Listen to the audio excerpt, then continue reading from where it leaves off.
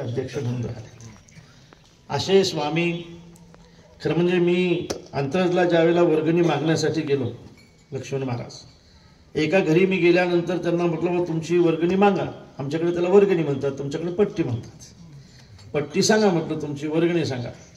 त्या माणसाचे डोळे पाणावले आणि तो म्हटला महाराज तुम्ही म्हणसाल ती वर्गणी, कारण हे आज जे सगळं वैभव तुम्हाला दिसतं ना हे सगळं स्वामी महाराजांचं आहे.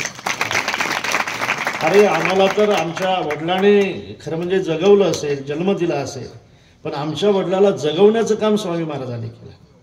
अशा पद्धतीने म्हणून अंतरज आहे, माडेगाव आहे आणि विगाव आहे, ही गावं स्वामींच्या नावाने आजही ओळखल्या जातात.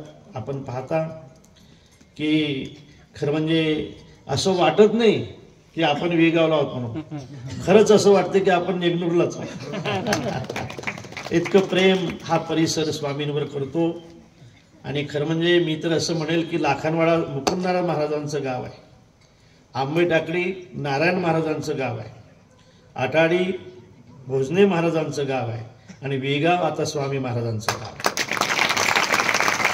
मी मागे एका कीर्तनामध्ये सांगितलं, मुकुंदराज महाराज म्हणजे आपल्या मंदिराचा पाया आहे, नारायण महाराज म्हणजे आपल्या मंदिराचा विस्तार आहे, भोजने महाराज म्हणजे आपल्या मंदिराचा कळस आहे आणि बंकट स्वामी महाराज म्हणजे त्या मंदिरावरची पताका आहे, म्हणजे आमच्याकडचं मंदिर झालं. अशा पद्धतीवर स्वामी महाराजांना फार मोठी परंपरा होती असंही नाही, किंवा ते फार मोठ्या कीर्तनकाराचे मुलं होते असंही नाही, त्यांच्या घरामध्ये कोणी संस्थानिक होतं असंही नाही.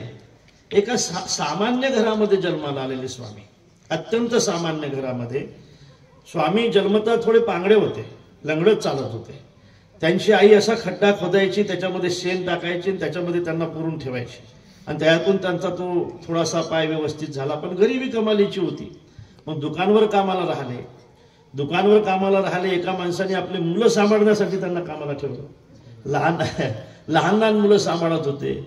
नंतर त्यांचे नातलग तिकडे इगतपुरीकडे होते म्हणून तिथं गुरं सांभाळण्यासाठी राहिले. थोडा मृदंग वाजवता येत होता. 5 रुपये महिना पगारावर ठेवलं. 5 रुपये महिना पगारावर ठेवलं होतं बघा महाराजांना.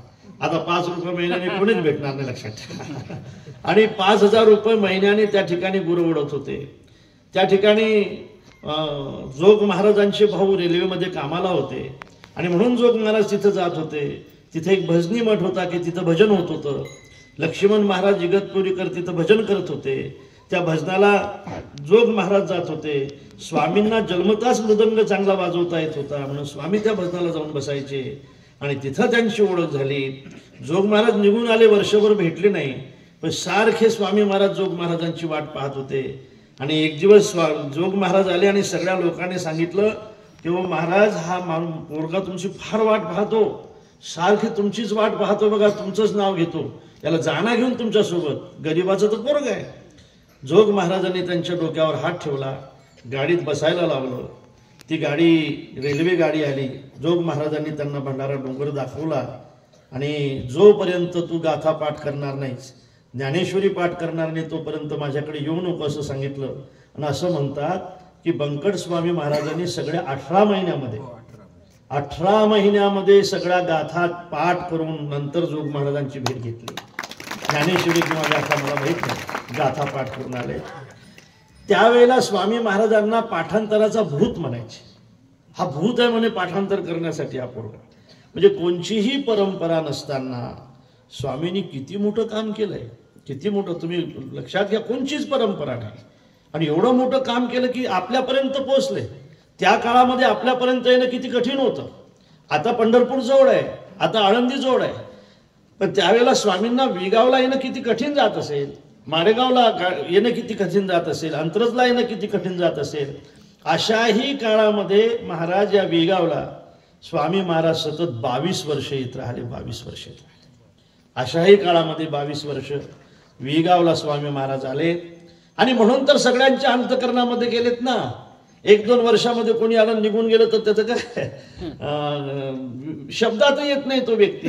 पण सतत 22 वर्ष स्वामी महाराज इथं आले. आणि स्वामी महाराज जे इथं आले ना, ते कीर्तन करण्यासाठी आले नाही.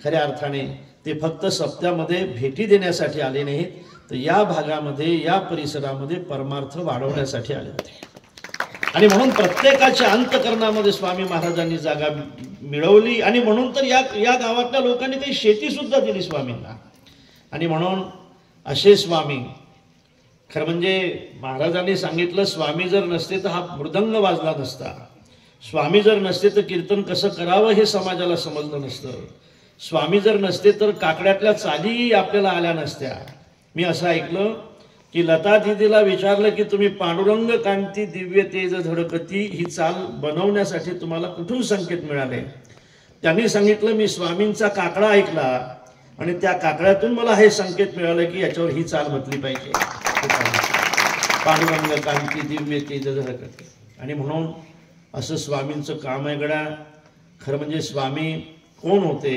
समुद्राला काय उपमा देणार बरं तुम्ही समुद्र केवढा मोठा आहे काय उपमा देणार तुमच्या धरणाची त्यांचा वेगळा धरण खूप मोठा आहे अरे तू फक्त हेच धरण पाहिलं समुद्र लय मोठा असतो समुद्राला कशाची उपमा देणार तुम्ही या धरणाची नाही देता येणार आकाशाला कशाची उपमा देणार तुम्ही या डोमाची हा मंडप आकाशासारखाच आहे अरे सारखा आहे आकाश कुठे आहे का ते हा मंडप आहे हा धरण आहे समुद्र कुठे आहे हे धरण आहे नाही का तसंच अनेक महाराज जरी झाले असले तरी मला असं वाटतंय की हे महाराज आहेत हे स्वामी आहेत हे मालक आहेत मालक स्वामी म्हणजे मालक पक्वादाचे आजही मालक जर कोण असतील तर स्वामी आहे गायनाचे आजही मालक जर कोण असतील तर स्वामी आहे कीर्तनाचे आजही मालक जर कोण असतील तर स्वामी आहेत लक्षात ठेवा आणि असे स्वामी विगाव मध्ये जर आले असतील तर मी तुम्हाला अंतकरणापासून सांगतो की विगावकरांचं फार मोठं भाग्य आहे फार महाराज ज्यावेळेला आम्ही मूर्तीची प्राणप्रतिष्ठा करत होतो गैवरले होते सगळे लोक हे आपल्या गावामध्ये स्वामी आले आणि म्हणून हे फार मोठं म्हणजे आमच्या शब्दामध्ये न बसणार शब्दामध्ये काय बसू शकते लोभी माणसाच्या शब्दामध्ये काय बसू शकते महाराज आणि म्हणून आपल्या कोणाच्याही शब्दामध्ये न बसणार असं व्यक्तिमत्व जर कोणाचं असेल ते स्वामींचं होतं आणि स्वामी या ठिकाणी आलेत महाराजांनी सांगितलं अनेक उपमा दिल्या गुरुला उपमा देत असताना परिटाची उपमा दिली आणखी कोंबड्याची उपमा दिली नाही का पण मला असं वाटतं की अनेक उपमा आहे तशी चंदनाची सुद्धा एक उपमा आहे साधू कसे असतात तुका म्हणे गुण चंदनाचे अंगी पण चंदनाच्या जोड राहताना सुद्धा बोरी म्हणून राहिलं तरी चालेल बाबडी म्हणून राहिलं तरी चालेल पण बांबू म्हणून राहायचं नाही बांबू म्हणून जर राहिलत ना तर तो बांबू तो सुगंधी करत नाही म्हणजे चंदन त्याला सुगंध देत नाही याचं कारण चंदनाला विचारलं तुला का बोरीला सुगंध देतो तू बाबळीला सुगंध देतो बांबूला का देत नाही त्यांनी सांगितलं त्या बांबूला गाठी आहेत म्हटले काय होते मग असू द्या नाही म्हटले बाहेरच्या असत्या तर मी तासून काढल्या असत्या हा बांबू लेखाच्या बाहेरच्या गाठीचा नाही तो आतल्या गाठीचा आणि म्हणून आतली गाठ सगळी सोडून स्वामी जोड राहिलं पाहिजे आतल्या अनेक गाठी असतात आपल्याला लक्षात ठेवा अनेक गाठी असतात